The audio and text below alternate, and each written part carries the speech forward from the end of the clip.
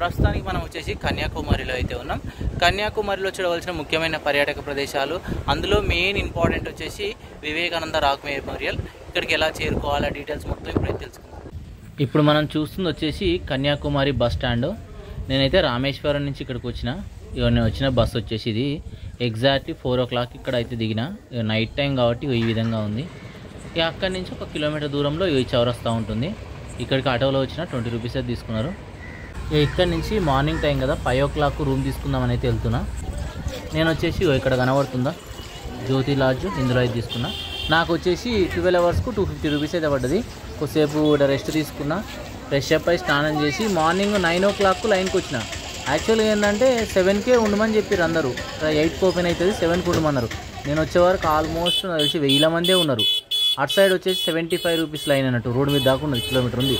ఈ right side వచ్చేసి 300 rupees line అక్కడ కనబడుతుంది చూడండి. ఇక నేను ఇంత దూరం వచ్చిన కాబట్టి 300 రూపీస్ లైన్లోనే వెళ్తున్నాను. ఒకసారి చూడండి, ఇక్కడ రాసింది అంతా 300 రూపీస్ అని లెఫ్ట్ సైడ్. మీరు ఒకవేళ వస్తే మాత్రం ఎర్లీ మార్నింగ్ 6-7కి లైన్లో వచ్చిండండి. 75 రూపీస్ టికెట్ అయితే దొరుకుతుంది. లేదంటే 300 రూపీస్ లైన్కి వెళ్ళాల్సిందే. ఇక్కడ బోట్ కూడా కనబడుతుంది చూడండి, 450 రూపీస్ అట, 350 రూపీస్ అట. ఇక్కడ చూడండి ఎంత రష్ ఉందో. మనం మెల్లగా వెళ్తుంది లైన్ అయితే. ఇది వెయిటింగ్ హాల్ రైట్ సైడ్. ఇది లెఫ్ట్ సైడ్ వచ్చేసి 75 రూపీస్. అక్కడనే ఫాస్ట్ వెళ్తున్నాడు అనిపిస్తుంది మీకు చూస్తే. లైన్ అనేది మూవ్ అయిపోతుంది సేమ్. ఇంకా ఇక్కడనే లేట్ అనిపించింది. ఇప్పుడైతే వదిలేసారు మమ్మల్ని. ఇక్కడ టికెట్ తీసుకోవాలి, టికెట్ కౌంటర్ ఇక్కడ ఉన్నది. ఇద్దరికి ఒకటే కౌంటర్ ఉన్నట్లు చూడండి. లేదు, అటు సైడ్ వచ్చేసి కౌంటర్స్ ఎక్కువ ఉన్నాయి, 75 రూపీస్. ఇక్కడ 300 రూపీస్ కౌంటర్ వచ్చేసి ఒకటే ఉంది.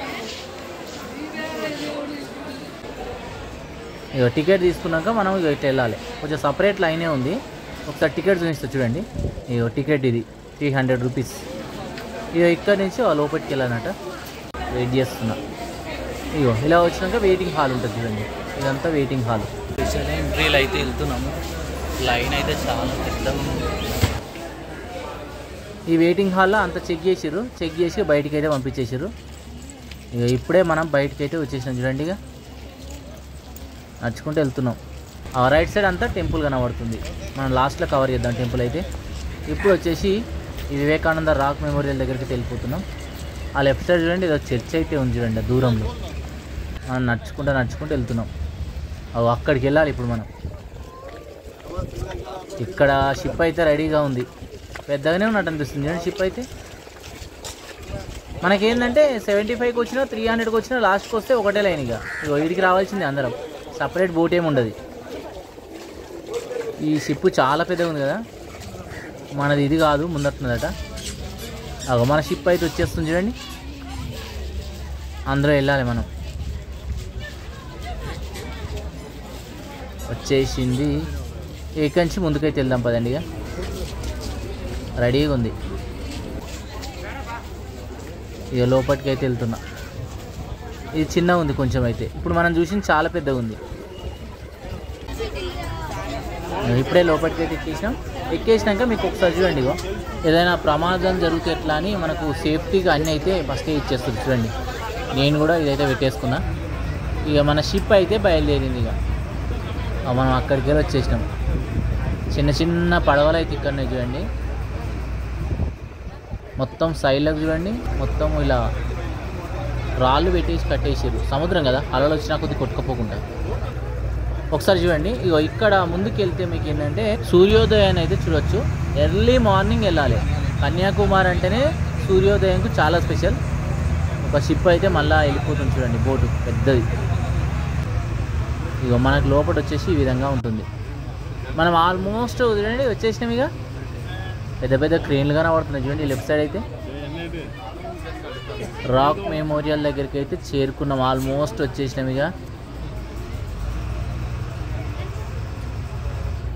ఇక ఇక్కడి నుంచి అయితే దిగుదాం పదండి కిందికి. మీరు సైడ్కి అన్ని ట్యూబులు అవి పెట్టి చూడండి. ఇప్పుడే నేను దిగేసిన, మిగతా వాళ్ళు అక్కడి నుంచి వస్తారు చూడండి. ఇక్కడికి వచ్చినాక మళ్ళీ ఒక టికెట్ చూడండి. ఇగో ఇక్కడ టికెట్ తీసుకోవాలి, 10 రూపీస్ అట. ఇక్కడ 300 రూపీస్, ఇక్కడ 10 రూపీస్. అందరు అక్కడి నుంచి వస్తారు చూడండి. ఇక్కడ టికెట్ చెక్ చేసి పంపిస్తారు మళ్ళీ. ఇగో వీటికి సంబంధించిన డీటెయిల్స్ ఎప్పుడు కట్టిర్రు ఏందనేది ఇక్కడ క్లియర్గా ఉంది. ఇప్పుడే ఎంట్రీ అయినాం. మన అది టికెట్ వచ్చేసి 75 ఉంది. స్పెషల్ నేను తీసుకున్నా కాబట్టి 300 ఉంది. మళ్ళీ లోపలికి వచ్చినాక మళ్ళీ 30 రూపీస్ ఉంది టికెట్కు. మొత్తం టికెట్లు దొబ్బుతూరు ఇక్కడ పైసలు అయితే.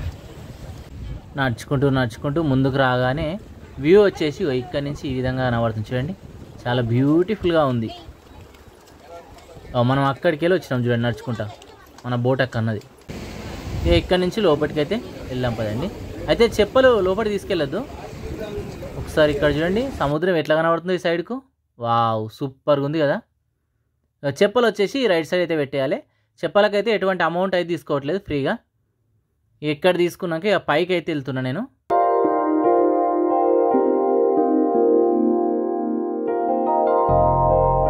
పైకి వచ్చాక ఒకసారి వ్యూ చూడండి ఎంత బ్యూటిఫుల్గా కనబడుతుందో. ఇక మనం చెప్పలు ఇక్కడనే పెట్టేసి ఇప్పుడే వచ్చినాం. అటంతా కన్యాకుమారి సిటీ. ఒకసారి ఇక్కడ నుంచి మొత్తం సముద్రాన్ని చూడండి ఎంత చక్కగా కనబడుతుందో. ఇక ఇక్కడ వచ్చేసి మెయిన్ స్టాచ్యూ అయితే కనబడుతుంది చూడండి. లోపల మనకు వివేకానంద గారి యొక్క స్టాచ్యూ అయితే ఉంటుంది. ఇగో ఇక్కడ నుంచి మనం ముందుకైతే వెళ్దాం పదండి. ఇక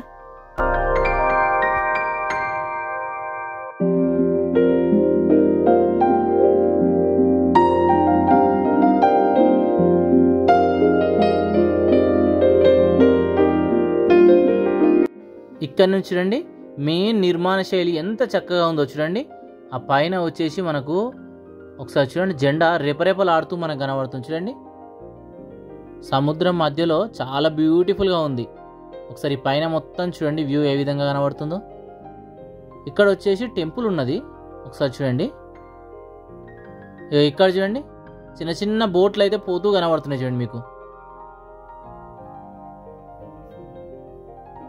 ఇక్కడ నుంచి చూడండి మెయిన్ స్టాచ్యూ ఉన్న ప్రదేశం అయితే కనబడుతుంది. ఆ మెట్లు ఎక్కి మనం పైకి అయితే వెళ్ళాలి. ఒకసారి ఇక్కడి నుంచి ఆ పైకి అయితే వెళ్దాం పదండి. కానీ చాలా బాగుంది. సముద్రం మధ్యలో ఉండే వరకు స్పెషల్ ఆఫ్ అట్రాక్షన్. నాకు తెలిసి కన్యాకుమారికి మొత్తం ఈ ప్లేసే మెయిన్ అట్రాక్షన్. ఒకసారి ఇక్కడ నుంచి చూడండి ఎంత సూపర్గా కనబడుతుంది చూడండి. అటు సైడు రాక్ మెమోరియల్, అక్కడ టెంపుల్ ఉంది. ఇటు సైడ్ చూడండి ఒకసారి వ్యూ. ఇది మొత్తం ఒక చిన్న కొండలాగా ఉండి అనుకుంటా, ఈ పైనే నిర్మించారు. ఒకసారి ఇక్కడ నుంచి ఆ బ్రిడ్జ్ అంతా సూపర్ కనబడుతుంది చూడండి. ఇక్కడ చూడండి చిన్న చిన్న బోట్లు మూవ్ అవుతూ ఉన్నాయి చూడండి ఒకసారి.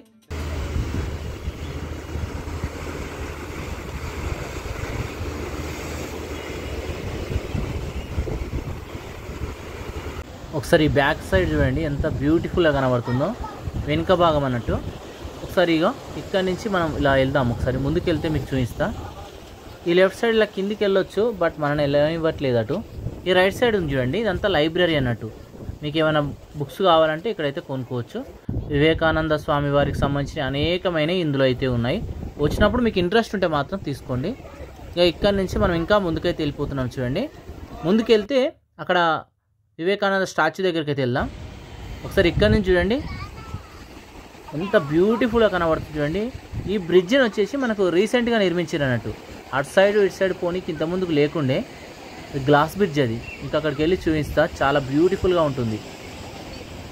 సముద్రం మీద ఉన్న గ్లాస్ బ్రిడ్జ్ ఇది ఒకటే అన్నట్టు, దేశంలో ఎక్కడ లేదు. ఇదంతా వ్యూ. ఇక్కడ చూడండి అలలు ఎంత బీభత్సంగా వస్తున్నాయో చూడండి.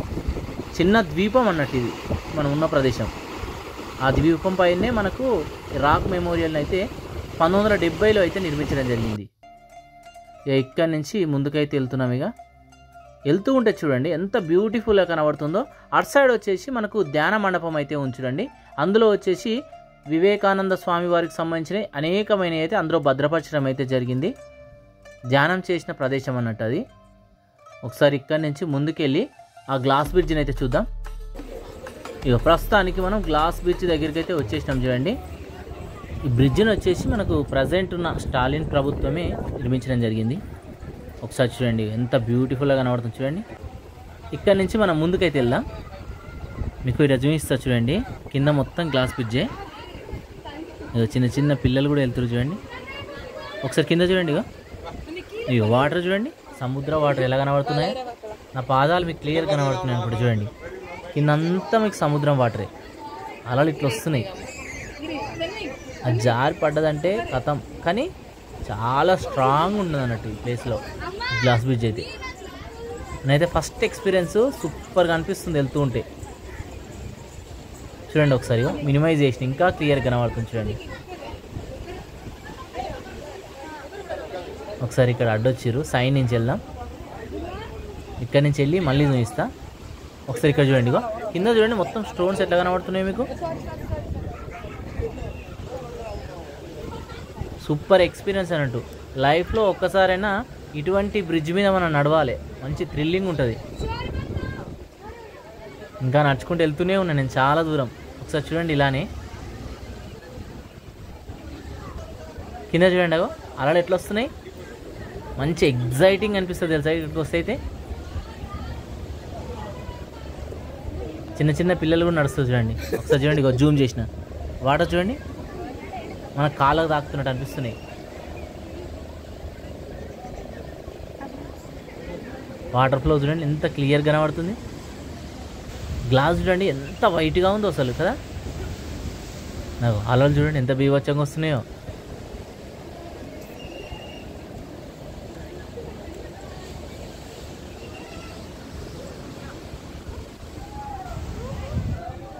చాలా దూరం ఉంది, ఆల్మోస్ట్ ఒక 200 మీటర్స్ దూరం ఉండొచ్చు అంత బ్రిడ్జ్.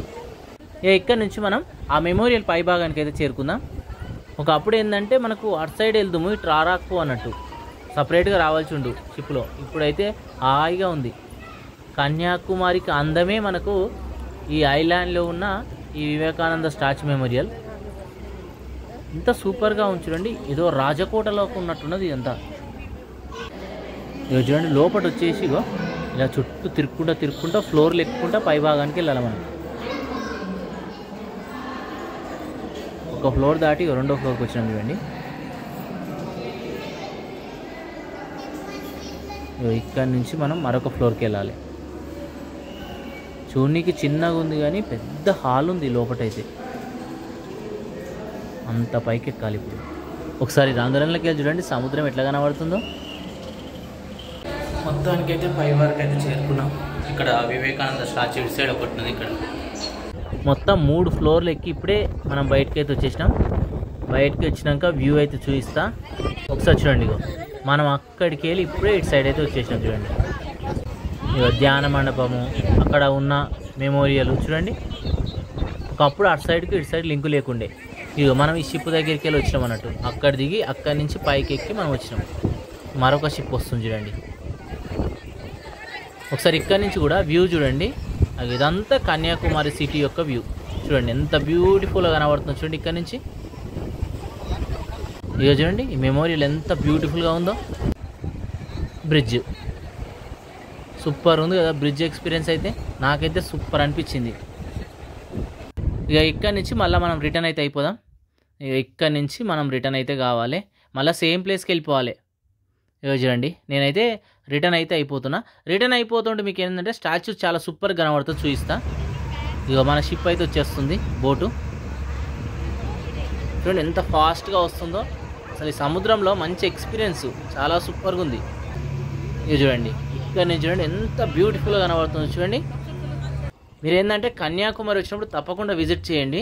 ఇక మనమైతే వచ్చేసినాం. ఇక మళ్ళీ మనం తీసుకునేవన్నీ ఇక్కడైతే పెట్టేస్తున్నాం. ఇవి వచ్చేసి కన్యాకుమారి యొక్క విశేషాలు. Thank you.